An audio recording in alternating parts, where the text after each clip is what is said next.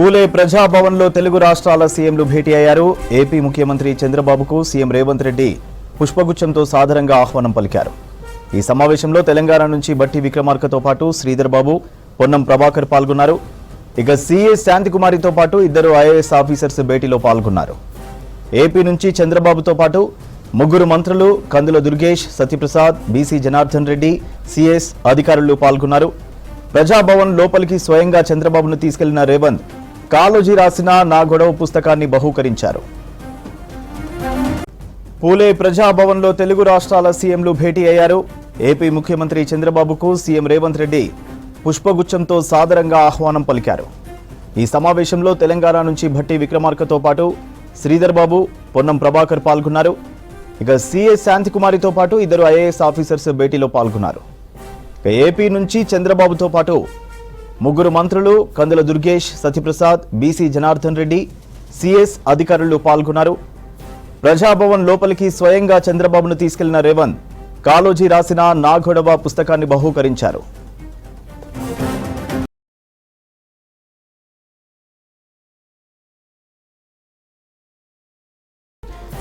సీఎంల భేటీకి సంబంధించి మరిన్ని డీటెయిల్స్ ప్రజాభవన్ నుంచి యాదగిరి లైవ్ లో అందిస్తారు. యాదగిరి, రెండు రాష్ట్రాల ముఖ్యమంత్రుల భేటీపై అప్డేట్స్ ఏంటి?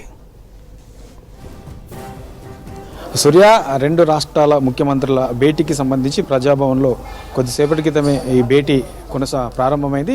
ప్రస్తుతం మనం చూస్తున్నాం, ప్రజాభవన్లో ఉన్నాము. ప్రజాభవన్లో ఇక్కడ ఏదైతే ఈ భవన్ కనబడుతుందో మధ్యలో మనం విజువల్స్లో చూస్తున్నటువంటి భవన్ ఉందో ఆ భవన్లోనే ఈ రెండు రాష్ట్రాలకు సంబంధించినటువంటి ముఖ్యమంత్రుల సమావేశం కొనసాగుతుంది. అయితే ఏపీ నుంచి ముఖ్యమంత్రితో పాటు ఏపీ నుంచి ముగ్గురు మంత్రులు, ఇద్దరు సీనియర్ ఐఏఎస్ అధికారులు ఈ సమావేశంలో పాల్గొన్నారు. ఇక తెలంగాణ నుంచి చూస్తే తెలంగాణ ముఖ్యమంత్రి సీఎం రేవంత్ రెడ్డితో పాటు మరో ముగ్గురు మంత్రులు, తర్వాత ముగ్గురు సీనియర్ ఐఏఎస్ అధికారులు ఈ సమావేశంలో పాల్గొన్నారు. అయితే ఇందులో ప్రధానంగా ఈ విభజన అంశాలకు సంబంధించి ఈ 10 ఏళ్ల కాలంలో ఇప్పటి వరకు పెండింగ్ కాలే అంశాలకు సంబంధించి ఎక్కువగా చర్చించే అవకాశం ఉంటుంది. మొదట్లో అంటే 6 గంటలకు ఈ సమావేశము ప్రారంభమైతే ముందుగా తెలంగాణ సీఎం రేవంత్ రెడ్డి ప్రజాభవన్ చేరుకున్నారు. ఆ తర్వాత ఆయన చేరుకున్న 10 నిమిషాల్లోనే ఏపీకి సంబంధించినటువంటి సీఎం నారా చంద్రబాబు నాయుడు ప్రజాభవన్కు చేరుకున్నారు. ఆయనను ఇక్కడ ముందుగానే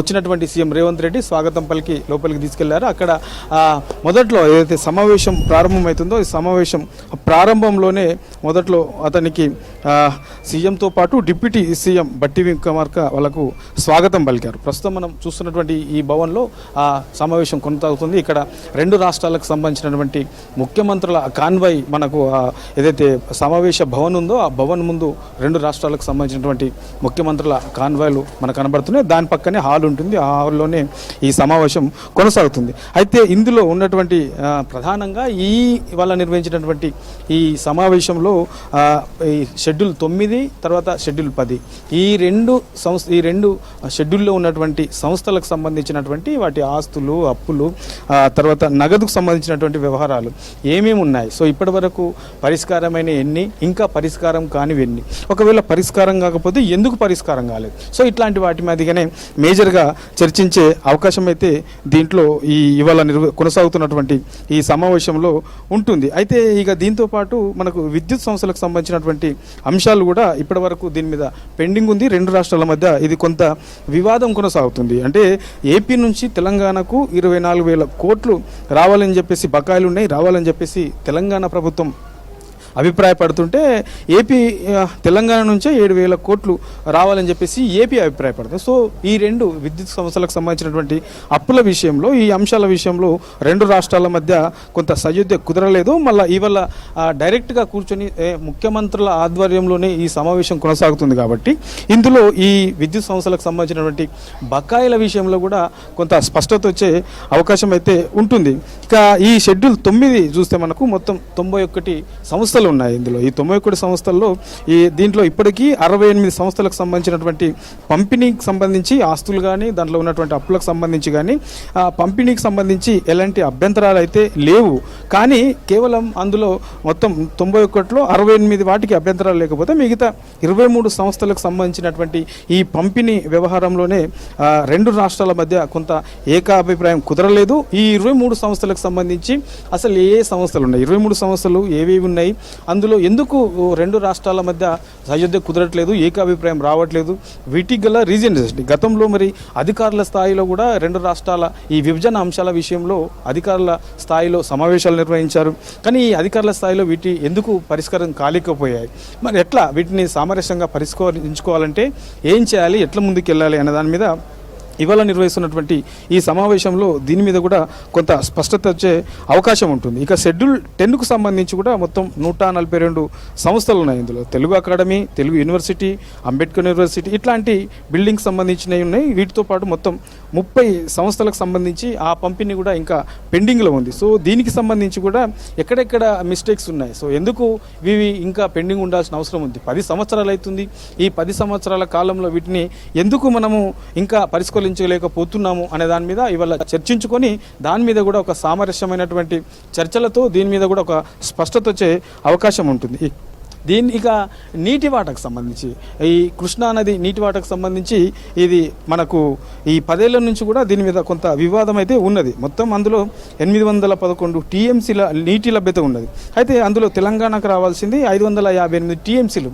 కానీ ఇప్పటి వరకు కూడా తెలంగాణ ఈ 10 ఏళ్ల కాలంలో ఎప్పుడు కూడా ఈ 558 టీఎంసీలు తీసుకోలేదు. సో రావాల్సిన వాటా, తెలంగాణకు రావాల్సినటువంటి వాటాను ఈ 558 టీఎంసీలు తెలంగాణకు కేటాయించాలనే దాని మీద కూడా ఇవాళ కొనసాగుతున్నటువంటి ఈ ఇరు రాష్ట్రాల సమావేశంలో దీని మీద కూడా చర్చకు వచ్చే అవకాశం ఉంటుంది.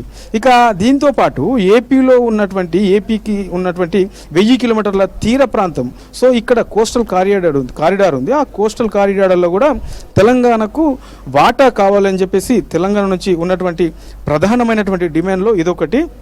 ఇక ఈ ఓడరేవులకు సంబంధించి కూడా తెలంగాణలో ఓడరేవులు లేవు, ఏపీలో ఓడరేవులు ఉంటాయి.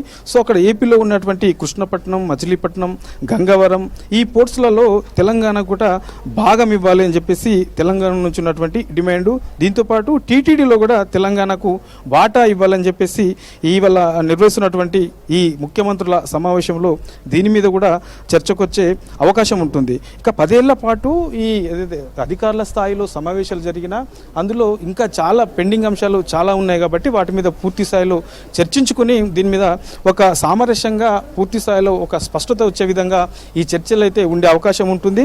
ముందుగా అంటే తెలంగాణలో కాంగ్రెస్ అధికారంలోకి వచ్చిన తర్వాత మొదటిసారి అంటే ఏదైతే విభజన అంశాలు పెండింగ్లో ఉన్నాయో వీటిపైన ప్రధానంగా కాంగ్రెస్ ప్రభుత్వం దృష్టి పెట్టింది.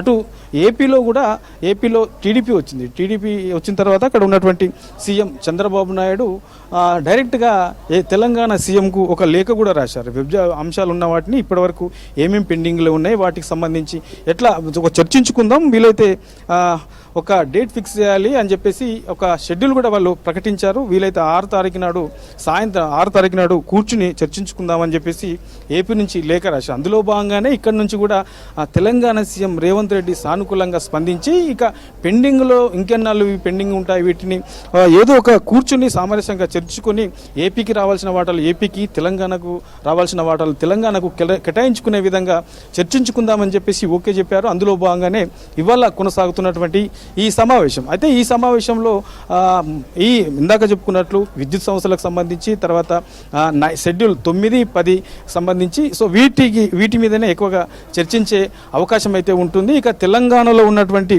బిల్డింగ్స్ ఇప్పటికే తెలంగాణలో ఉన్నటువంటి కొంతమంది మంత్రులు కూడా ఆర్ఎన్బి ఆధ్వర్యంలో ఇప్పటికే సీఎం రేవంత్ రెడ్డి దృష్టికి తీసుకెళ్లారు. ఇక్కడ ఉన్నటువంటి అంటే 10 సంవత్సరాలు హైదరాబాద్ అనేది ఉమ్మడి రాజధానిగా ఉంది. ఈ రాజధానిగా ఉన్నప్పుడు కొన్ని బిల్డింగ్స్ ఏపీకి కేటాయించారు. సో ఆ బిల్డింగ్స్ అన్నీ కూడా తెలంగాణ తీసుకోవాలి, తెలంగాణ అధికారులు వాటిని ఆధీనంలోకి తీసుకోవాలని చెప్పేసి ఇప్పటికే ఆర్ఎన్బి శాఖ నుంచి మంత్రి అధికారులకు కూడా ఆదేశాలు జారీ చేశారు. తర్వాత వ్యవసాయ శాఖకు సంబంధించినటువంటి మంత్రి తుమ్మల నాగేశ్వరరావు ఈ టీటీడీ విషయంలో కూడా సీఎం రేవంత్ రెడ్డికి లేఖ రాశారు. అక్కడ ప్రాధాన్యత ఇవ్వాల్సిన అవసరం ఉంది.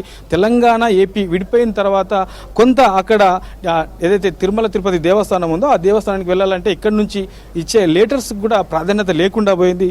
అలాంటి వాటిపైన కూడా ఇవాళ చర్చించాలని చెప్పేసి మంత్రులు కూడా కొన్ని సలహా సూచనలు కూడా ఇచ్చారు. కొన్ని లేఖ రూపంలో కూడా సీఎం దృష్టికి తీసుకెళ్లారు. సో వీటితో పాటు ఉద్యోగాల విభజన అంశానికి సంబంధించి చాలామంది ఉద్యోగులు తెలంగాణకు చెందిన వాళ్ళు ఏపీలో ఉన్నారు, ఏపీకి చెందిన వాళ్ళు తెలంగాణలో ఉద్యోగాలు చేస్తూ ఉన్నారు. దీని మీద చాలాసార్లు ప్రభుత్వం దృష్టికి తీసుకెళ్లినా ఆ సమస్య ఇంతవరకు పరిష్కారం కాలేదు. సో దీని మీద కూడా ఇవాళ కొనసాగుతున్నటువంటి ఈ రెండు రాష్ట్రాల ముఖ్యమంత్రుల సమావేశాల్లో ఇట్లా ఓవర్గా ఇట్లా ఒక పక్క ఉద్యోగాల అంశాలు, మరోపక్క ఆస్తులు అప్పులకు సంబంధించినటువంటి అంశాలు, ఇట్లా ఓవరాల్గా వీటన్నిటి మీదుగా చర్చించి సానుకూలంగా వీటి మీద ఒక నిర్ణయం తీసుకునే అవకాశం అయితే ఉంటుంది సూర్య.